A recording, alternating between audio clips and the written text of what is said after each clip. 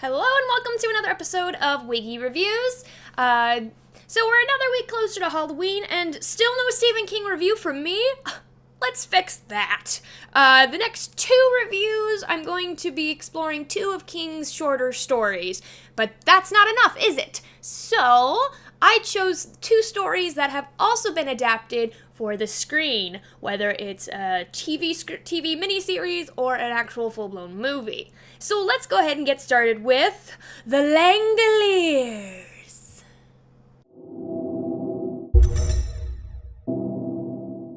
The Langoliers is the first story in King's collection, Four Past Midnight. Why that title? Well, for one, it contains 4 short stories. 2 all have something to do with time. Sure, some have more to do with it than others, but whatever. The Langoliers is about a group of passengers on American Pride Flight 29 from LA to Boston, and they wake up and discover everyone on the plane, including the pilots and the flight crew, have all disappeared. They try to figure out what happened, but soon decide the only way to really know is to land. And instead of landing in Boston, they fly to Bangor, Maine, because Stephen King story, and discover the world below is just as empty as their plane. Okay, to be fair, they fly to Bangor, Maine because it's a smaller airport, and in case other planes haven't disappeared or whatever, they don't want to crash. But still. Once they land, they discover there's no people, no electricity, and oddly, very little sound, smell, or taste. Yeah. So who are these people? Well, there's Dinah, the blind 10-year-old girl, Brian, an American Pride pilot, Nick, a mysterious Englishman, Laurel, a woman seeking adventure, there's Albert, a Jewish teenager who constantly imagines himself as a Western hero, there's Bethany, a stoner chick being sent to rehab. No, really, that's her character. She even says totally tubular at some point. There is Bob, a mystery writer, Craig Toomey, an angry businessman, and 3 other guys who we don't really learn much about, but are in the story anyway, named Don, Rudy, and, well, we don't learn the last guy's name, but he stays asleep for basically the whole story, so there's really no point. And I guess before I go further, let's talk about some things. First off, Dinah, even though she is blind, can sometimes see through other people's eyes. Second off, Craig Toomey really wants to get to Boston, like crazy, screaming, threatening, really. Third off, when they land, Dinah keeps telling everyone that she hears a strange sound. She hears it in the distance, and she says it's like Rice Krispies after you pour in the milk. Her words. Fourth, Craig Toomey believes the Langoliers are coming to get him. Fifth, alright, I'll stop that. But once they arrive at Bangor Airport and discover it deserted, our wonderful mystery writer, Bob, begins deducing, his word, what has happened. This comes pretty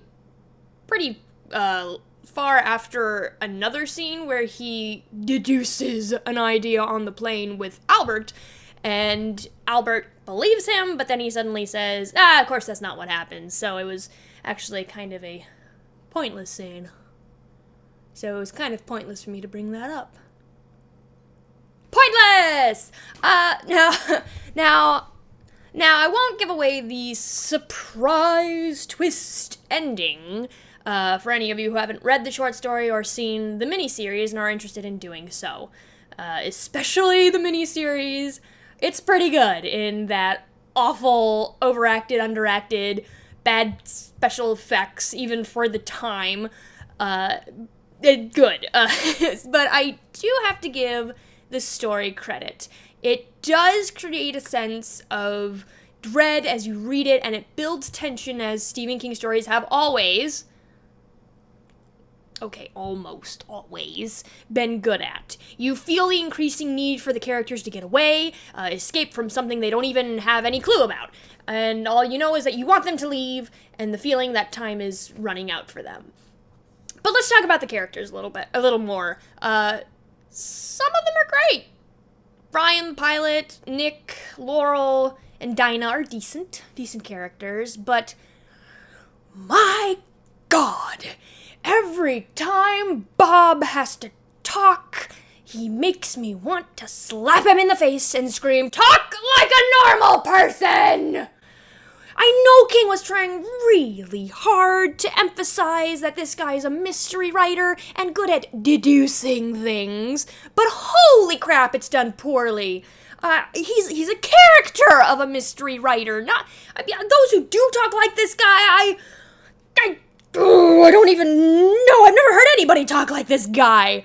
Now I'm not saying that a mystery writer in this situation wouldn't use his ability to understand mysteries and how to solve them to try to figure out what's happened, but it's the way he talks. I mean, the pretentious use of words no human being ever uses outside of the 19th century, the long-winded speeches that could be summed up in one sentence. I mean, this guy sounds like he belongs on a British radio show from the 1940s. It's so annoying! Now, if King was really going for a caricature of a mystery writer, good job. But it doesn't work in a story that's taking everything else seriously. But on a lighter note, my favorite character is Craig Toomey. His backstory is fantastic. His reasoning for why he's going to Boston is fantastic. His overreactions are fantastic. Even the weird paper ripping he does in the book is explained perfectly and is, you guessed it, fantastic. Sure, in the miniseries, he's hammed up to the extreme, but even then it works on some level. Maybe he started off a little too high level, so he had nowhere really to go in the miniseries, but that's being nitpicky. As I keep mentioning, there's a miniseries, over and over I keep saying, and without going into this surprise twist ending, I have really one major thing to say. If going simply on how true to the original story the miniseries is, it nailed it on the head. I mean, virtually 95% of the dialogue is ripped directly from the book. Really, the only things they changed were certain details of the characters. Dinah is not 10 in the miniseries, but closer to 15. They cut out the sleeping man, who only wakes up once in the book, but that's not too bad of a change. I mean, he really was useless in the sense of a movie or miniseries. It was funny in the book, though, when he woke up. Now, if going for overall quality, however, some of the acting is strong, and to be honest, the casting isn't terrible. But as with a lot of Stephen King miniseries based on his books, there's still the hammy overacting. A lot of the nuances into the characters is lost. And of course, everyone who has seen the miniseries knows the big, shocking, and ultimately major letdown near the end. But I'm sure you'll be glad to know they got it directly from the source. It's exactly how it is in the book. Womp womp. For those who don't know what I'm talking about, have fun finding out. For my rating this week, I thought it would be fun to rate both the story and the miniseries, because why not? So, my rating for the book, for the story, the actual handwritten words on a page, it's an 8 out of 10. The only real problem I had with the story were some of the characters, namely Bob, the writer, and really the 3 characters who didn't actually have real personalities. I mean, one guy was always hungry, but I kind of kept forgetting which one he was, because the other guy was just as useless. I mean, some of the dialogue is really dated. Like, really dated? Like Bethany saying totally tubular. But I can't what are you gonna do about it? As for the miniseries, 5 out of 10.